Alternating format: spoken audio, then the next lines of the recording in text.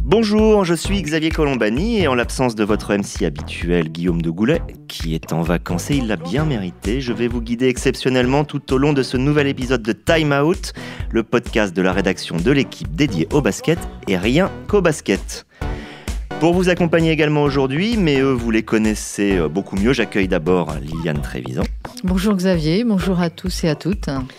Aux États-Unis, salon ensuite notre envoyé spécial permanent à New York, Maxime Mallet. Salut à tous. Et enfin Arnaud Lecomte qui a pour lui beaucoup de choses, mais surtout d'avoir suivi de très près la campagne de l'équipe de France lors des qualifications à la Coupe du Monde, campagne relativement brillante, et même pas relativement brillante tout simplement, avec 10 victoires en 12 matchs. Une campagne malgré tout un peu baroque, il faut le dire, réussie mais baroque, parce que on a quand même vu des joueurs qu'on n'était pas habitués à voir sous le maillot bleu. En fait on en a vu beaucoup, on en a vu 30. On en a vu des habituels un petit peu l'été dernier. Le reste du temps, on a vu beaucoup de joueurs de Jeep Elite, une majorité de joueurs de Jeep Elite. Ça a permis malgré tout de ne jamais trembler, car beaucoup ont fait le boulot. Alors, on va se poser la question cette semaine. Qui sera en équipe de France cet été lors de la Coupe du Monde qui aura lieu fin août et surtout début septembre en Chine? Est-ce que Vincent Collet va rappeler les habituels, les cadres, ceux qu'on connaît très très bien, les Batum, Fournier, De Colo, mais il y en a d'autres? Ou est-ce qu'il va mixer, peut-être ouvrir un peu plus que d'habitude parce qu'on a vu des belles choses. Je vais citer au hasard quelques belles performances vues pendant les qualifications. Les 23 points à 10 sur 10 de Mustapha Fall, les 19 points récemment d'Amin Noua. Il y avait aussi eu 18 d'Amatem Bay dès sa première cape, ce qui est quand même relativement rare, ou les 17 de Yacouba Ouattara. Pas confondre, pardon. Et donc tout ça a peut-être un petit peu fait bouger les lignes, ça a peut-être envie de donner de l'élan à une équipe de France qui n'avait pas été très performante lors de l'Euro 2017, puisqu'elle avait été éliminée en huitième de finale par l'Allemagne qui n'était pas l'Allemagne de Nowitzki, c'était une Allemagne elle-même en reconstruction. Donc on va discuter de tout ça, et je vais me tourner vers toi Arnaud en premier, parce que pour une raison assez simple, c'est que 4 journalistes de l'équipe qui discutent de ça, c'est bien joli, mais il y a une personne qui est quand même plus légitime que ça pour faire la sélection, elle s'appelle Vincent Collet. Et alors on aimerait savoir quel est le timing que va avoir Vincent Collet pour l'annonce de la liste, combien, voilà. Je ne suis pas son porte-parole, je précise tout de même. Non, mais effectivement, au travers des reportages et des discussions on et off avec Vincent Collet ces derniers temps, la semaine dernière, effectivement, j'ai pu récupérer quelques informations sur le déroulement de l'été. Effectivement, il devrait annoncer, alors le timing n'est pas encore complètement arrêté, une liste de 16, a priori 16 noms, a-t-il dit, fin mai, début juin. Et parmi ces 16 joueurs qui devraient attaquer la préparation, les dates ne sont pas encore non plus complètement arrêtées, semble-t-il, mais à la mi-juillet environ, parmi ces 16 joueurs qui effectueront le début au moins de la préparation, eh bien, il choisira 12 éléments, bien sûr, qui auront pour objectif de disputer la phase finale de ce championnat du monde qui aura lieu, comme vous l'avez dit, mon bon Xavier, comme tu l'as dit Xavier, du 31 août au 15 septembre en Chine. Voilà, tirage au sort mi-mars, le 16 exactement, en Chine. Donc là, on connaît le timing, reste maintenant le plus important, les joueurs. On se souvient qu'en 2017, il n'y avait qu'un seul joueur de ce qu'on appelait à l'époque, je pense encore la Pro A. C'était Louis Labeyrie, qui depuis d'ailleurs est parti, a quitté la France pour aller jouer en Espagne. Ça n'a pas toujours été le cas. Il y avait sur l'Euro précédent, en 2015, 5 joueurs de Pro A, plus que de joueurs européens, la majorité étant la NBA. Alors, ça pose une question, est-ce qu'il y a... Et ça, je vais le demander à toi, Liliane. Est-ce qu'il y a des critères un peu tacites, pas des choses gravées dans le marbre, mais des critères un petit peu de volonté de répartir les différents championnats, de différencier les expériences et les âges, en gros, de satisfaire tout le monde quand on fait une équipe de France? Alors déjà, je pense que c'est impossible de satisfaire tout le monde quand on fait une sélection. Ça s'appelle une sélection, donc il y en a qui y rentrent, il y en a qui en sortent. Ensuite, là, vous me demandez s'il va y avoir des quotas pour être politiquement correct. un peu de NBA, un peu de quotas d'Euroleague, et puis pour service rendu, peut-être un ou deux petits bons joueurs de Jeep Elite. Et pour poser la question, est-ce qu'on peut faire une sélection sans joueurs de Pro A? On peut le faire, je suppose, oui, bien sûr. Rien n'empêche qu'on ne le fasse. On a suffisamment de réservoirs NBA, Euroleague, pour pouvoir effectivement avoir une équipe compétitive sans prendre éventuellement de joueurs de Jeep Elite. Le problème, c'est que... le problème, non. La grande joie de Vincent Collet sur ses fenêtres de qualification, c'est d'avoir utilisé 30 joueurs en 15 mois et de s'être aperçu que parmi ces joueurs, il y en a beaucoup qui ont répondu à l'appel avec beaucoup d'enthousiasme, de passion, beaucoup d'abnégation. Et vous le savez, Arnaud le sait, tout le monde le sait, Vincent Collet n'a pas caché son énorme déception par rapport à la contre-performance de l'Euro 2017 en mettant en avant le fait que cette équipe avait manqué de hargne, avait-il dit, et surtout qu'elle avait été beaucoup trop individualiste. Donc là, ces joueurs de Jeep Elite, ils sont venus, ils ont vu, ils ont vaincu. Bon, ils ont perdu 2 matchs quand même, mais bon, voilà. Et effectivement, certains ont marqué des points. Et comme dit Arnaud, en discutant à gauche, à droite, avec l'entourage de l'équipe de France, en écoutant les gens, on entend dire... Oui, alors attention, ça va pas être aussi simple que ça, la sélection. Il n'y a pas y avoir juste tout le contingent NBA qui va rentrer, les joueurs de Euroleague, et après on ferme le banc. On a entendu dire il y aura des surprises. Il y aura des surprises, à savoir, il y a des joueurs qui ont montré des choses pendant ces qualifications. Il y a des joueurs qui ont été assidus. Qui ont tenu leur rôle, et c'est ce que Vincent Collet attendait, c'est-à-dire des joueurs qui se fondent dans le groupe, qui assument leurs responsabilités en fonction de ce que le groupe exige, et non pas comme s'ils étaient dans leur club, en disant « moi je joue 30 minutes en club, donc je veux jouer 30 minutes en équipe de France ». Et donc évidemment, on peut penser notamment à un garçon comme Paul Lacombe, qui a été exceptionnel, qui a toujours clamé son amour du maillot national, qui a toujours dit qu'il était prêt à tout faire pour rester en équipe de France, pour venir en équipe de France, prêt à se sacrifier. Ce sens du sacrifice, justement, qui est peut-être moins bien partagé par les joueurs. Alors, on va mettre des étiquettes estampillées NBA ou peut-être Euroleague. Bon, on sait qu'il y a eu quelques soucis à l'Euro 2017, notamment, en interne, entre des joueurs qui s'accusaient mutuellement de ne pas avoir la bonne attitude, notamment défensivement. Tout ça n'a pas existé avec ces joueurs de Jeep Elite dont Vincent Collet a mis en avant après la fin de la campagne de qualification, donc l'état d'esprit, le sacrifice, l'altruisme, et il l'a dit, il l'a redit, ça a été un bonheur de travailler avec ces mecs-là, il dit, il ne faut pas l'oublier, pour moi c'est important, à mes yeux c'est important. Donc voilà, est-ce que Paul Lacombe peut faire l'équipe? Moi je pense qu'il ne déshonorerait pas une sélection pour la Coupe du Monde. Est-ce que Andrew Albici, qui est le seul à avoir joué les 12 matchs de qualif, peut faire l'équipe? Je pense qu'il le peut, oui, c'est un très bon meneur, c'est un défenseur, on y reviendra, mais Vincent Collet veut des défenseurs. Donc oui, la donne peut changer. Il n'y aura pas de quota, mais je pense qu'il faut privilégier, au-delà de l'étiquette, la forme du moment, l'impact en club, l'efficacité et surtout la capacité à accepter un rôle qui n'est pas forcément celui qu'on vous fait tenir en club. Sauf que tu l'as dit, Lily, c'est une sélection, c'est-à-dire un contingent maximum de joueurs. Il y a un moment, il faut arrêter un nombre. Pour pouvoir faire des surprises, il faut qu'il y ait des places disponibles. Pour qu'il y ait des places disponibles, il faut considérer que certains incontournables ne le seront peut-être pas. On va quand même justement partir de cette base-là. Quels sont les joueurs? En fait, combien il y a de places disponibles? Donc, à l'inverse, quels sont les joueurs qui seront là forcément? Moi, en NBA, j'en vois déjà 3, la NBA étant la meilleure ligue du monde. Je vois Evan Fournier, Rudy Gobert et Nicolas Batum. Alors, Max, je me tourne vers toi. Vraiment, est-ce qu'ils sont incontournables par les saisons qu'ils fournissent? Et puis surtout, est-ce qu'ils sont en contact avec l'équipe de France? Et est-ce qu'ils seront disponibles cet été? Parce que la question s'est toujours posée avec les joueurs NBA quand ils devaient venir en sélection. C'est vrai que la question s'est posée et elle s'est posée souvent sur des années où soit il signait une prolongation de contrat, soit il l'avait signé l'année d'avant et il voulait faire ce petit signe de bonne volonté à la franchise qui pensait aussi à l'équipe et pas seulement à leur équipe nationale. A priori, pour ces trois-là, il n'y a pas de problème de contrat durant cet été, donc cette question-là, elle devrait pas se poser. Sur le niveau de jeu, je pense que Rudy Gobert, la question ne se pose pas. On l'a encore vu la nuit dernière, le match qu'il fait face à Denver et un certain Nikola Jokic, donc son niveau de jeu est en constante hausse, encore meilleur que l'an dernier où il a été élu défenseur de l'année. Il est encore un prétendant à ce titre-là et puis il a augmenté ses moyennes de points, de passes et de rebonds. Donc voilà, difficile de s'en passer.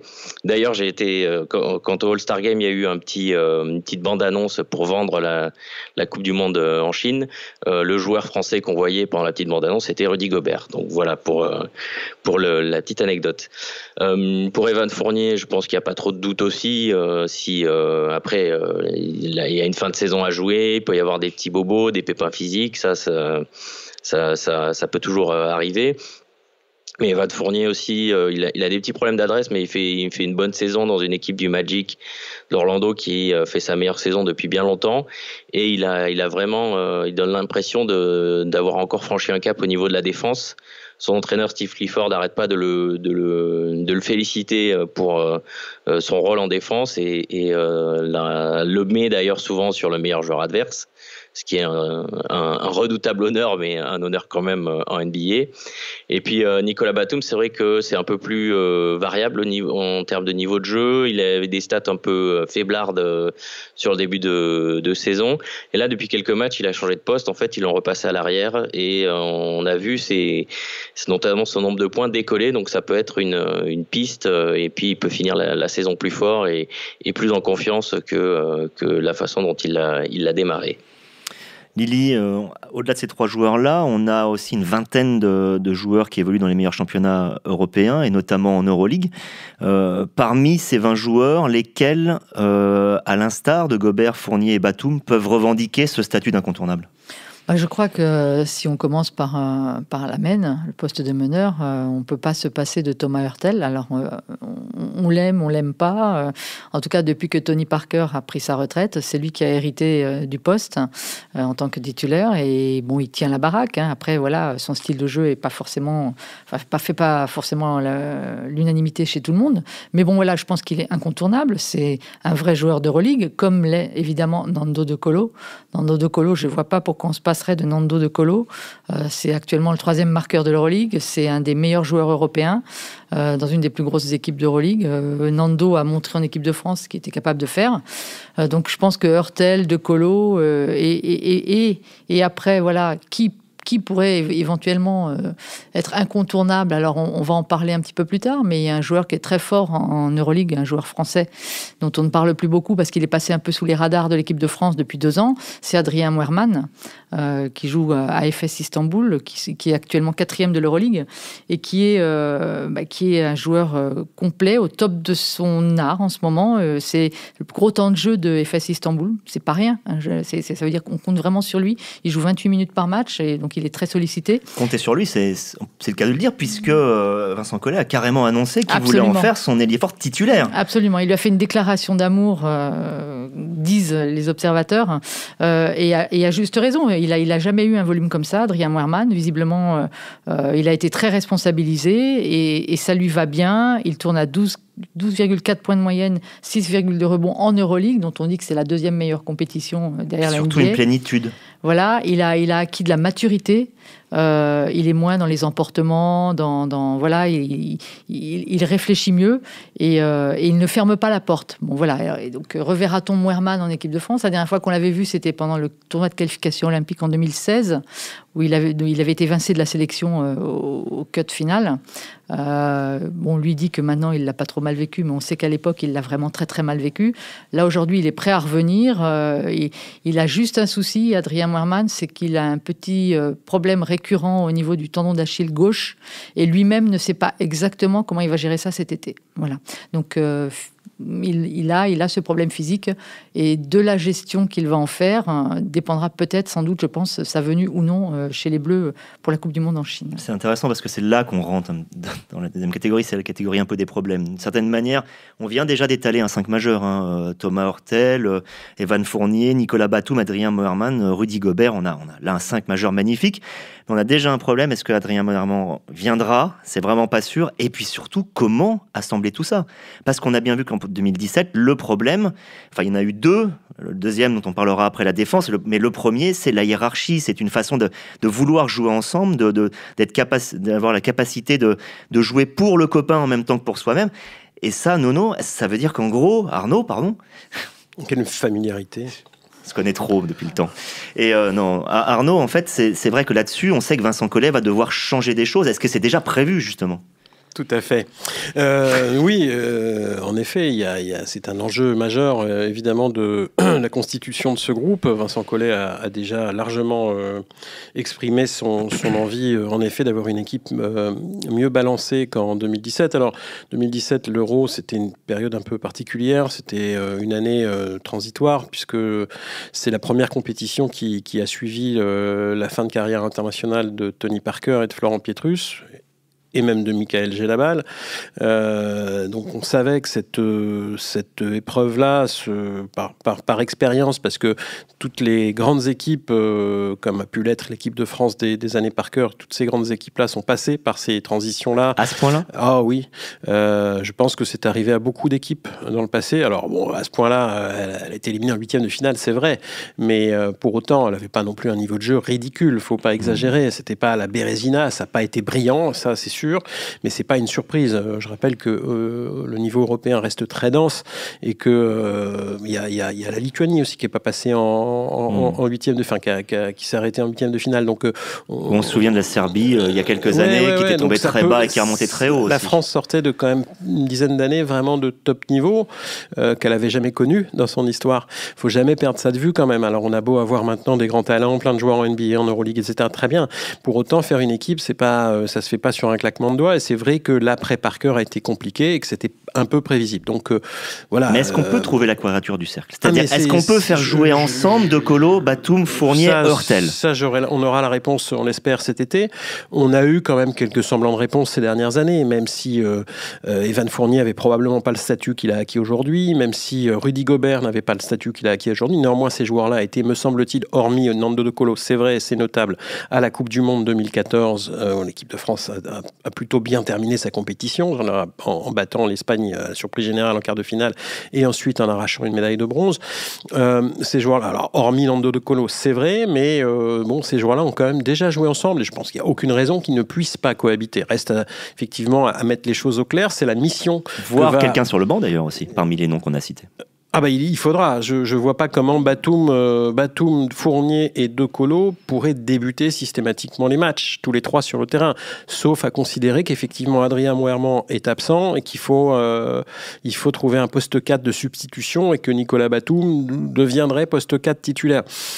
Pas impossible, pourquoi pas après tout, mais quand même, on part de loin.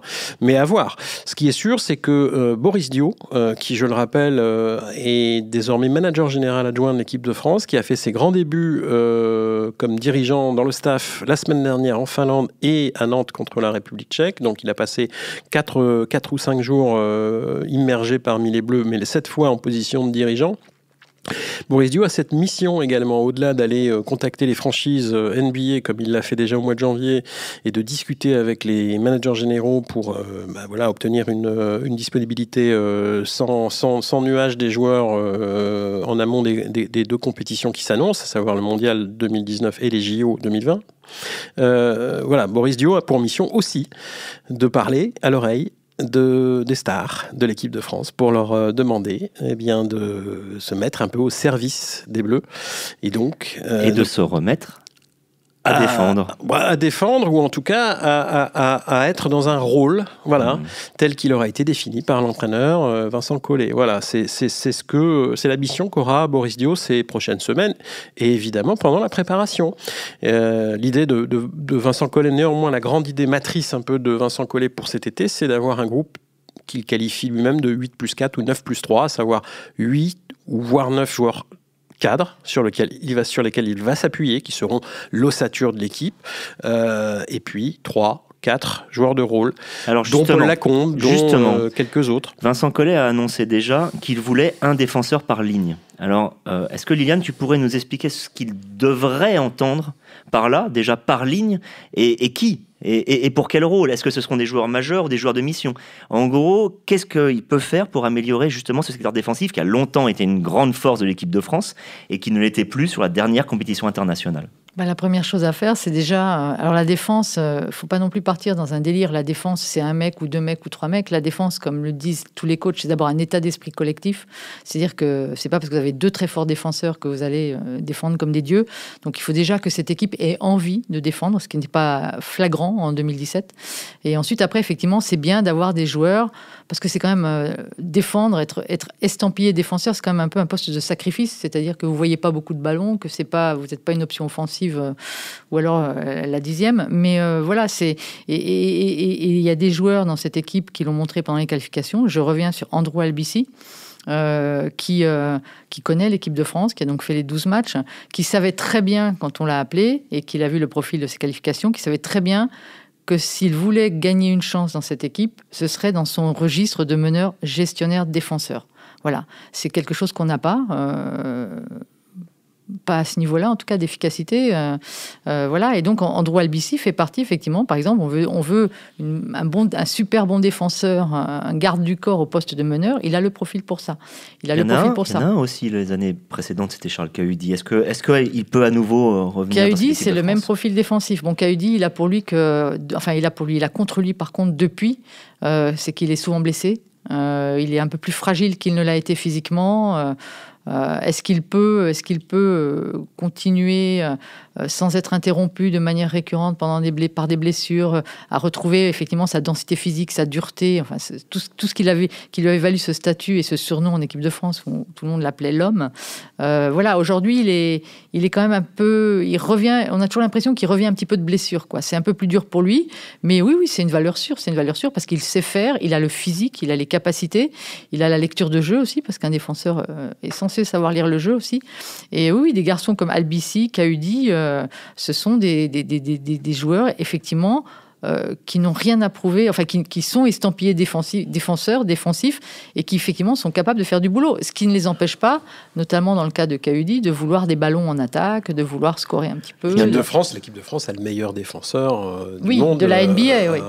Enfin, en tout cas chez les intérieurs, en la personne de Rudy Gobert. Il ne faut pas l'oublier qu'en 2017, il n'était pas là. Et que la structuration, l'assise défensive de l'équipe, avec ou sans Rudy Gobert, c'est pas tout à fait pareil. Donc on peut imaginer qu'avec lui cette année, en pleine possession de ses moyens, bien entendu, ça aura quand même une autre gueule à partir de là. Voilà. Donc mais en revanche, en effet, Vincent Collet a insisté sur le fait qu'il souhaitait avoir des spécialistes de la défense. Il y en a un, par exemple, qui là justement est aussi blessé, c'est Frank Ntilikina, qui est quand même réputé comme un excellent défenseur aux États-Unis. Alors il est critiqué aux États-Unis pour son jeu d'attaque, mais personne ne remet en cause son voilà. Et Vincent Collet connaît très bien pour l'avoir coaché à Strasbourg. Max, toi qui as beaucoup vu jouer Franck, même si en ce moment il est blessé, justement, il en est où? Est-ce qu'il est impacté par cette saison compliquée à New York? Est-ce que tu penses qu'il sera disponible, de ce que tu aurais pu entendre ou ce que tu saurais en discutant avec lui? Alors je sais que la volonté d'y aller est là. Voilà, lui personnellement, il a envie d'aller en équipe de France. Pour vous raconter une petite anecdote, pour avoir parlé de l'équipe de France avec lui, je crois que c'était l'an dernier, et lui dire combien ça lui tenait à cœur. En fait, lui, il était devant la finale de la Coupe du Monde de foot 2006 et il avait tellement les boules que la France ait perdu au pénalty contre l'Italie qu'il avait écrit une lettre dans laquelle il disait un jour je jouerai en équipe de France et je gagnerai des titres. Voilà, donc il a gardé cette envie-là, cette motivation-là. Après, il y a eu quelques rendez-vous manqués déjà avec l'équipe de France, notamment à l'automne dernier où il a été annoncé, il n'est pas venu. Donc la saison est particulièrement difficile, encore plus difficile que sa saison rookie. Il est dans une rotation où il y a plusieurs meneurs, où on l'a même fait débuter en poste 3 sur le premier match de la saison.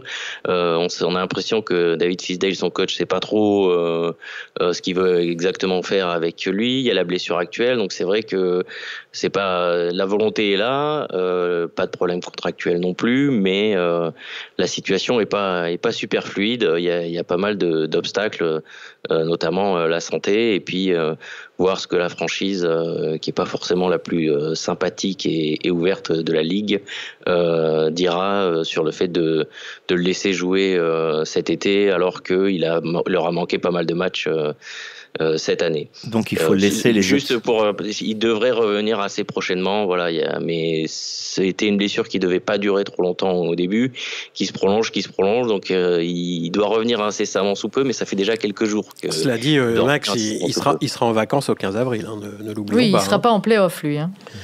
Ah oui, mais ça n'empêche pas les franchises sauf série de 20 victoires d'affilée des New York Knicks. Ouais, c'est ça. Voilà. Donc là, c'est vrai qu'on voit qu'il faut laisser les solutions ouvertes, parce qu'un joueur comme Frank Ntilikina, justement, il faut attendre de voir la fin de saison. Adrien Marmand aussi.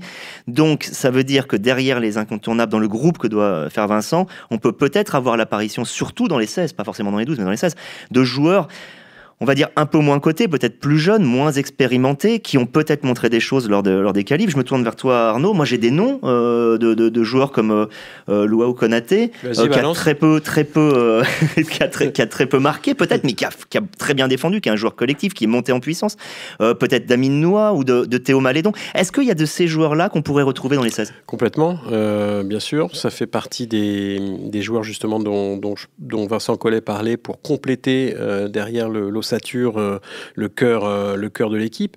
Voilà, effectivement, il y a ce potentiel-là pour des Malédon, pour des Lacombe, pour des Albici, pour des Konaté, en effet, voire Ouattara, pourquoi pas. Bon, faut pas non plus aller trop loin. Je pense que Vincent Collet a déjà bien en tête ce qu'il veut faire. Il y a une interrogation majeure, on l'a évoqué, c'est Adrien Mouerman, parce que vraiment, il compte sur lui pour tenir le poste d'ailier fort, donc qui est en jachère ou en friche, comme vous voulez, suite à la retraite, bien sûr, de Boris Dio et précédemment de Florent Pietrus, qui ont vampirisé ou phagocyté plutôt cette position pendant des années, j'allais dire des siècles. Voilà, donc je pense que Vincent Collet a déjà bien en tête ce qu'il veut faire, reste à lever certaines interrogations et effectivement à trancher sur peut-être à la marge sur deux joueurs par ligne, on va dire, peut-être, voilà. Et puis faire des décisions définitives pour le groupe des 12, comme au pivot, où on sait très bien que derrière Gobert, il y aura probablement Le Sort et un grand, que pourrait être Poirier ou Fall, mais donc là, finalement, on a quand même fait un tour d'état assez large qui montre qu'on a quand même un très bel effectif. Qu'est-ce qu'on peut espérer avec ce type d'équipe à la Coupe du Monde, sachant qu'il faut quand même rappeler qu'on s'est peut-être raté en 2017, mais qu'en 2014, on a terminé sur le podium sans Tony Parker.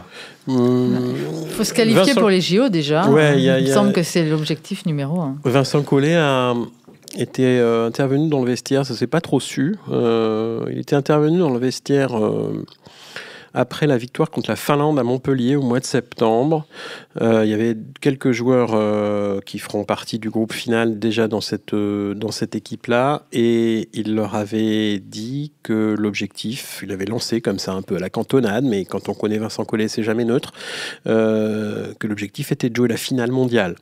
Donc contre les États-Unis, puisque a priori le très grand favori, ce seront comme d'habitude les États-Unis. Donc jouer une finale mondiale, donc ça place la barre très haut, ça peut pas être plus haut, sauf à demander à battre les États-Unis en finale, ce qui est là peut-être une gageure quand même. Mais voilà, l'idée c'est ça, évidemment, c'est de jouer les médailles. La France peut plus se permettre aujourd'hui d'être moins ambitieuse, surtout avec le casting qu'elle peut aligner. Elle vise bien entendu une qualification au JO de Tokyo. Elle sera donnée cette qualification directement aux 2 meilleurs Européens. Donc, ça veut dire que... Dans un tournoi à 32. Dans un tournoi à 32. Donc, ça veut dire quand même que pour être parmi les 2 meilleurs Européens, faut être en demi-finale. C'est difficile d'imaginer les 2 meilleurs Européens arrêter plus tôt. Sachant que l'Espagne, la Lituanie, la Grèce et de grands sont passés. Il n'y a que la Slovénie et la Croatie qui ne sont pas passés. Ouais, grosso modo, tout le monde est là, sauf le champion d'Europe en titre, la Slovénie et la Croatie, qui sont tous les 2 absents. Mais tout le monde est là, effectivement. Et on a aussi une concurrence qui commence à devenir de plus en plus dense du côté on va dire extra-européenne, notamment le Canada et l'Australie, qui sont 2 équipes qui commencent vraiment à aligner beaucoup de gros joueurs NBA, de grands talents à tous les niveaux, à tous les postes. Et on sait que ces 2 nations-là, qui ne sont pas forcément traditionnellement chez les hommes des grosses nations pourvoyeuses de médailles, pourraient se mêler à la lutte cette année. Le Canada et l'Australie, tu parles bien de ces 2 pays qu'on avait battus en quart et en demi-finale des JO de Sydney pour obtenir la première grande médaille de la version moderne du basket français. Mais j'ai un peu le sentiment qu'elles ont évolué. Un petit peu plus fortes aujourd'hui. Et pour finir, je propose de revenir vers toi, Max, et de partir un tout petit peu sur un sujet différent et qui en même temps le même. Si jamais on a une finale France-États-Unis, quelle équipe des États-Unis on devrait avoir en face ? Parce que dans le genre, on a été un peu gêné par la version de qualification avec des fenêtres pendant la saison NBA. Les États-Unis se sont placés là. Bah oui, puisqu'ils avaient même pas leur coach pour les matchs, puisque Jeff Van Gundy a remplacé Greg Popovich, qui était un peu pris avec les Spurs pendant ce temps-là. Donc c'était que des joueurs de G-League, et avec Jeff Van Gundy qui les récupérait 4-5 jours avant, ils avaient traversé le pays, ils se retrouvaient 4-5 jours avant, ils faisaient un petit camp d'entraînement et puis c'est parti. Ils ont quand même gagné 10 matchs sur 12. Et je te fais pas la difficulté de devoir citer les joueurs qui étaient dans ces groupes-là, parce que nous-mêmes on a appris des noms. Par exemple, contre l'Argentine, ils ont gagné sur un buzzer beater à la dernière seconde à Greensboro par Reggie Hurts. Voilà, je ne sais pas qui le connaissait exactement ou connaissait son parcours par cœur, mais ne vous inquiétez pas pour la Coupe du Monde qui est en Chine, hein, ce qui peut intéresser peut-être des sponsors, notamment les équipementiers de ces joueurs-là. Tous les meilleurs seront là. Il y a en fait une liste de 35 joueurs qui a été établie, je crois que c'était l'an dernier au mois d'avril, et tous les meilleurs sont là. Hein. Il y a LeBron James, il y a Kevin Durant, il y a Russell Westbrook, il y a Paul George, il y a Draymond Green, Stephen Curry. Je ne vais pas vous citer les 35, mais tous les meilleurs sont dans la liste. Et je pense qu'on aura une très très grosse équipe des États-Unis pour cette Coupe du Monde en Chine. Je pense que la destination et le marché chinois va faire que les meilleurs seront là sans hésitation. Et pourquoi pas Greg Popovich sélectionné comme pourrait le faire Vincent Collet, un joueur issu des qualifications, ne serait-ce que pour les remercier. Moi, j'ai un nom. C'est ce que je voulais dire. Est-ce qu'il y a quelques-uns, quelque part, un de ces joueurs qui a tout donné pour les États-Unis en qualification, qui va pouvoir franchir le cut et intégrer la grande sélection? Moi, j'en ai un. Il s'appelle David Stockton. C'est le fils du grand John qui a fait plusieurs matchs à la main de l'équipe des États-Unis. Merci beaucoup à tous, merci Liliane évidemment, merci beaucoup Max à New York et merci Arnaud. Et rendez-vous la semaine prochaine pour un prochain épisode de Time Out. Bye bye. Au revoir. Salut.